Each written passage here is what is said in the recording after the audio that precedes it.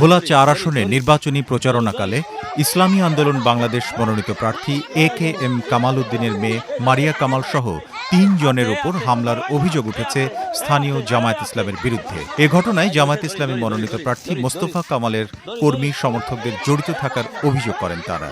ইতিমধ্যে যখন আমরা পথে নামলাম, আমরা রাস্তায় নামলাম, তখন আমাদেরকে দুটি জামাতের ভাই অকথ্য ভাষায় বিভিন্ন রকমের গালিগালাজ, অকথ্য ভাষায় কথা বলা শুরু করলো এবং তারা আমাদেরকে বাধা প্রদান করলো আমাদের দাওয়াতি কাজে। হেনস্থার শিকার তখন আমি হচ্ছিলাম। তখন যখন একটু কথা কাটাকাটি হলো, তার মধ্যেই তিনি, যে লোকটি ছিল তার সাথে একটি মুরব্বীও ছিল, যে আমাদেরকে অকথ্য ভাষায় গালিগালাজ করলো, তার নাম ছিল সোহেল, তার সাথে একজন মুরব্বীও ছিল। ইসলামী আন্দোলনের অভিযোগে বলা হয়, জামাতে ইসলামের দাড়িপাল্লা প্রতীকের পক্ষ হয়ে মোহাম্মদ সোহেল হাওলাদার ও আলাউদ্দিন নামের 2 ব্যক্তি তাদের প্রচারণায় বাধা দেন, গালিগালাজ করেন এবং এক পর্যায়ে ধাক্কা দেন। এ সময় বিএনপির লোকজন এসে বিষয়টি সমঝোতার চেষ্টা করেন, কিন্তু জামাতের লোকজন আরও কর্মী সমর্থকদের ডেকে এনে পরিস্থিতি উত্তপ্ত করে তোলে। তিনি যখন আমার ভাই এবং আমার যে কর্মী ছিল, সে যখন বাধা প্রদান করলো, আমি তাদেরকে সেখান থেকে নিয়ে এসেছিলাম, তাদের কাছ থেকে, যাতে আর কথা না বাড়ায়। কিন্তু সেই লোক, সোহেল নামে সেই লোক থামলো না।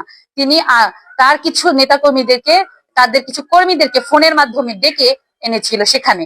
ইতিমধ্যেই তারা উপস্থিত হয়েছিল। তাদের মধ্যে প্রধান ছিল হচ্ছে আলাউদ্দিন নামের এক লোক। তার সাথে কিছু লোক নিয়ে তিনি হোন্ডা দিয়ে এখানে স্পটে চলে আসলো এবং আমাদেরকে হেনস্থার স্বীকার করলো।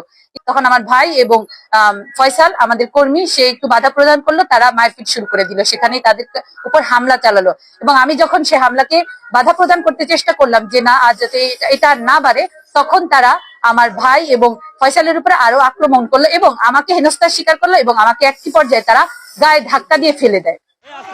অন্যদিকে এই অভিযোগ অস্বীকার করে পাল্টা অভিযোগ করেন ভোলা ৪ আসনের জামাত প্রার্থী মোস্তফা কামাল। না ভাই, আমাদের সাথে কোনো গ্যাঞ্জাম হয় নাই। তাদের সাথে আমাদের গ্যাঞ্জাম হইব কি? এক কর্মী, সে শ্রমিক আন্দোলনের নেতা, কোমরপুর বাড়ি, সে আমাকে হত্যার হুমকি দিয়েছে।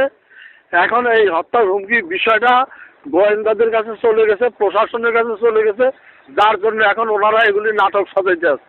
মেসেঞ্জারের কথাগুলো গোয়েন্দাদের কাছে চলে গেছে আর কি, একেবারে তার কণ্ঠগুলা, এই কণ্ঠগুলি চলে যাওয়ার পরেই এখন এরা এটারে ভোট দেওয়ার জন্য এই সমস্ত তার বাহানাগুলি এখন এরা সাজাইতে আছে। আমরা তাদের সাথে কি আর আমাদের কন্টেস্ট হবে ভাই বলেন? তাদের সাথে আমাদের কন্টেস্ট নাই, কিছু নাই, তাদের সাথে আমাদের কেন এই সমস্ত এগুলি হবে? হামলার ঘটনায় তীব্র নিন্দা জানিয়ে জড়িতদের অবিলম্বে গ্রেপ্তার ও দৃষ্টান্তমূলক শাস্তির দাবি জানান ইসলামী আন্দোলন বাংলাদেশের নেতাকর্মীরা।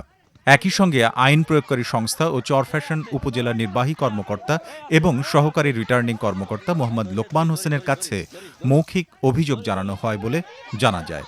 এটা ওনারা আসছিলেন অফিসে, মৌখিকভাবে অভিযোগ দিয়ে গেছিলেন। পরে আমি আবার ওই জামাতের উপজেলা আমিরকে ডাকছিলাম, উভয় পক্ষকে ডেকে যে ওনাদের বললাম যে কি ঘটনা। ওনারা বললো যে সমস্যা নেই স্যার, আমরা যেহেতু ইয়ে করছি আমরা মিউচুয়াল করে নেব। পরে ওনারা ঘটনাস্থলে গিয়ে মিউচুয়াল করে নেওয়ার কথা,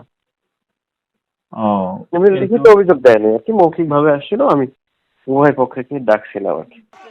এ ঘটনার পর অভিযুক্ত সোহেল ও আলাউদ্দিন মোবাইল ফোন বন্ধ করে আত্মগোপনে থাকায় তাদের বক্তব্য পাওয়া যায়নি। তবে চরফ্যাশন উপজেলা জামায়াতের আমির অধ্যক্ষ মীর মোহাম্মদ শরীফ বলেন, যদি তাদের কোনো কর্মী এ ঘটনার সঙ্গে জড়িত থাকে তবে তার বিরুদ্ধে সাংগঠনিক ব্যবস্থা নেওয়া হবে। ইসলামী আন্দোলনের প্রার্থী AKM কামাল উদ্দিন বলেন, 2 পক্ষের সমঝোতা বৈঠকে বসার কথা আছে।